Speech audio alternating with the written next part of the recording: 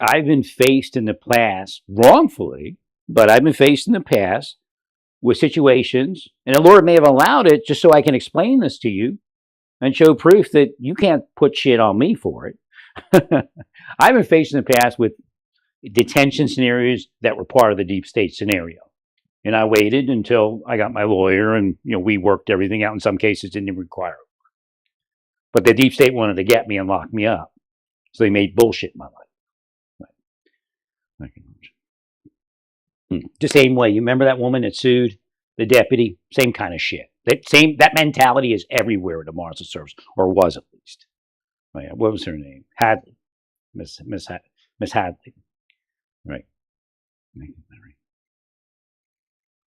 And let it be known, I would have married Miss Hadley even as a poor woman. She seems to be a nice person, right? Which is really where this goes sometimes. But you know what's shocking to me? I look at this, I see them going to detain this Spanish woman, and I've been around a lot of Latino women, and I used to converse with them in the stores and all that, and so I feel I was at least friendly. If they were just, some of them were probably putting me on and they were there to set me up, but not all of them. And some of them were having difficulty because they wanted to be a friend and they couldn't because the corruption wouldn't allow them to be it. Right. So it wasn't just affecting me; it also affected the psychology and well-being of the Latino people in Santa Fe. Right. But you see this woman, like I say, oh yeah, it looks like that woman at the store I used to talk to. I feel so bad. I know the concept of the operation. It's the same thing being a soldier, being a real soldier. You don't want to just kill people. You're like, yeah, it sucks, but there's only one way to the other side of this thing, and this is part of it, right? So you look at it, and then all of a sudden they just start like resisting arrest and trying to flee, and I'm like, ah. Now, I used to talk to this woman, and she was a manager at Ross. And of all the people I met in Santa Fe, she's one of the nicest people. I think she actually lived in Espanola or somewhere up that way. And I felt, she may have been native. I don't know. I thought she was Latino, I think, though. And all of a sudden, she's disappeared. And I said, where'd she go? They said, she's got a cocaine addiction, and she was like, the truck would come in with the goods for the new load of things to sell, and she'd that same day it would go out, and she'd do it like right at the loading dock where the cameras are. She'd like back her vehicle up and load her vehicle up. So it's the cocaine addiction. She still, she was a really nice person, and the cocaine addiction put her there. So it's like that situation. We're going like, what? But apparently she had a cocaine addiction, and she would sell this stuff, and then that would supply her cocaine. So again, there's another person whose life was ruined by this cocaine. She couldn't maintain employment. Otherwise, she was a wonderful person. She'd have been a upper management probably of Ross, right? Because she just knew her. She knew her job. She knew how to treat people. So eventually, she would have probably made the next step, right? Been somebody regional, presented herself well. But again, like, oh, she has a cocaine addiction. She was like stealing all this stuff. But it was like so blatant. Like the truck would come in, she'd pick what she wanted. She'd back her car in, or SUV or whatever it is. And I guess it was a car, I think, loaded up the trunk in view of these cameras. Then drive home, and sell the stuff.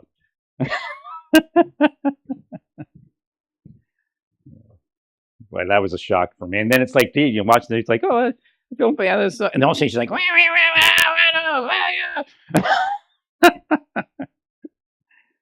well, first off, even if the Biden administration told you could enter into a process, it doesn't mean that you're guaranteed a single day. And what's been found is that they were improperly approved for amnesty application, which means you were supposed to be turned around at the border. There was no amnesty. There is no amnesty. Would never be an amnesty. Eventually, a judge would say when he could get to you, it was gaming the system. There was just so many people And again, you weren't even supposed to be released into the interior. So what they're doing is they're going back to the applications and saying, this is one of the 95% of the people that are going to be rejected when they finally make it. But you're not supposed to stay here for 3 years. What's supposed to happen is the system's supposed to work. You go to the border within, 6 months, you get an answer within a few months. Right. You're not supposed to wait 3-4 years for your answer. And then on top of that, the applications were not viable. So in essence, whoever approved your applications could be fired. And maybe even charged if they find some sort of corruption in it. If they received a bribe to approve the applications.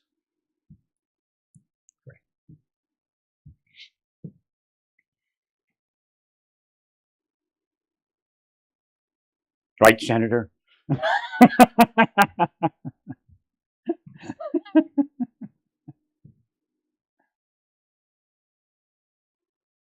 So again, it's just a correction of the system. A lot of money was wasted. It could have been spent on other things, and not only U.S. citizens. Foreign aid. We do give foreign aid at times. Right. I mean, for what they were putting into the lives of these criminals and corrupt people, we could have fed the good people of Central America for 1 month worth of money would feed a Central American probably all year. So again, it's wasting those funds on BS.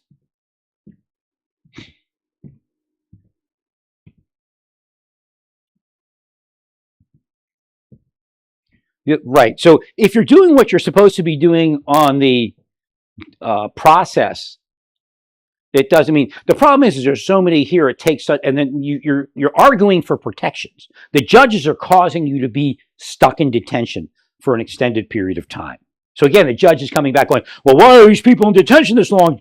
Because you said we had to wait, and your court system can't handle their cases fast enough. So the reason you're in detention that long is because federal judges ordered that you get to petition them, and their system is too slow. It's just like the same idea that you get to terrorize law enforcement officers while they're engaged in an operation, a government law enforcement operation, and you don't get to walk into the appellate court and the Supreme Court and the district court and yell at them in their face while they're trying to hold court. It's no different. An arrest is no different than holding court. It's a government operation. And if anybody comes against it, they either go to prison or you bring in the army and they just push them out of the way. Regular army. Regular Marines. Enough of the bullshit.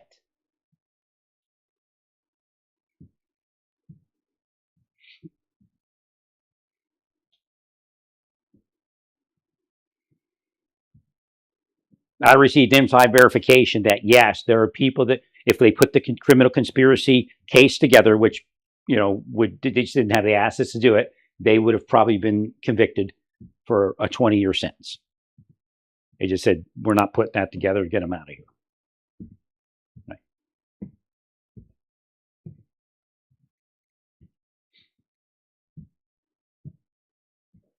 So again, when they don't get charged, they'll mouth, I don't have a criminal conviction. But when you signed the paper, it said you can be put out anytime that it's deemed that needs to happen. You didn't sign the paper that said you were a U.S. citizen for good. And in fact, you all run around here like you've got more rights than U.S. citizens. That's one of the problems. That's because your people bribe politicians and bribe cops with narcotics funds and sex trafficking funds.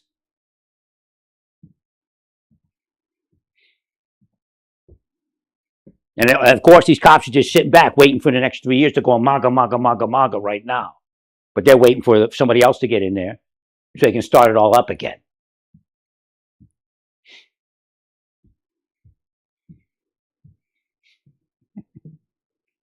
Agreed. And I'm sure they're still doing it. It's just much more, covert. Let's see, which one's, what are we looking at? Oh, that one. This is what was supposed to be up there.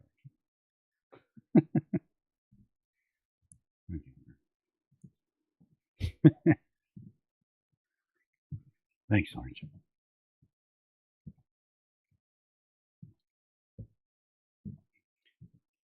Well, again, if the last 4 years weren't what they were, again, I agreed to immigration. I agree that we needed immigrant employees. Trump had depleted, he's too successful. Well, again, it wasn't just that he was successful. Everybody started leaving the United States because of COVID. And they went back to Mexico because it was just an easier life for them. They took a vacation until their job came back. Right. So when they tried, they had to come. We had to bring them in to bring down inflation. Right. Because remember, the shelves were bare and all that stuff.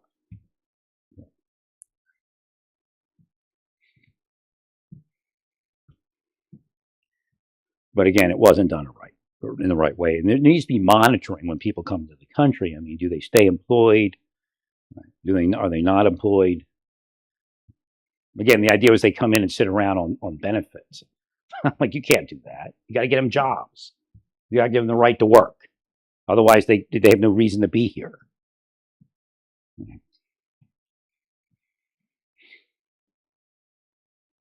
And again, of course, you're disabled or elderly. That's understood. And you have a valid amnesty claim. Again, economic depression in your home country is not a reason for amnesty. That's an abuse of the program. And what that did was, what did it do? We can't help fix your country because we don't have any money there. The money's out here being just thrown out at people. I guarantee people had jobs. I guarantee people had free housing, and they would walk off into some religious, funding, immigrant funding distribution center and say, "My name is so and so. I just came from so and so. I need this money," and they just went boop. I guarantee it. And they went out and partied for the weekend.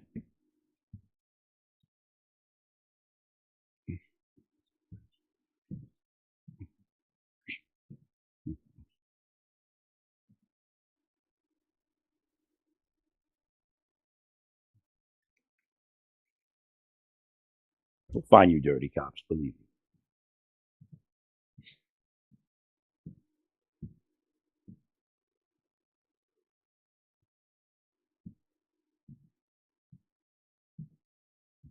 Remember to test the interdiction units. They might have high signs and little passwords that allow criminals through the interdiction investigations on the roads, on the highways. Well, stay peaceful. Praise God in all that you do. Praise God.